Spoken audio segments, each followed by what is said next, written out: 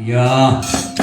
Seksenono wae kabeh para bucara wit amal tuwit kamal iki tak ganti jeneng ya kuwi wit asem.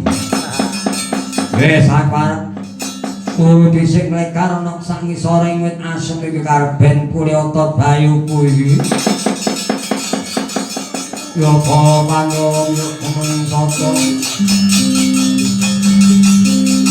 Ora tandangku.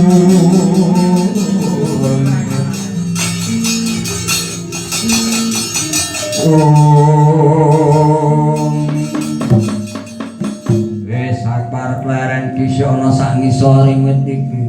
Sarben kisah kuli otot bayuku. Wis bolaku golek sandang pameneh.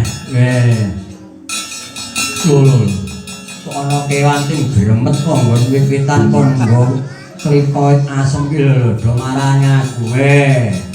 Kok kurang ajar kewan ganggu gawe oleh kuturu minggat tak idon aku akan monyoh kacangmu ngerti aku iki ibuku iki mengupas dan jelalu tak idon tuh lho malah dadi ombe duku ya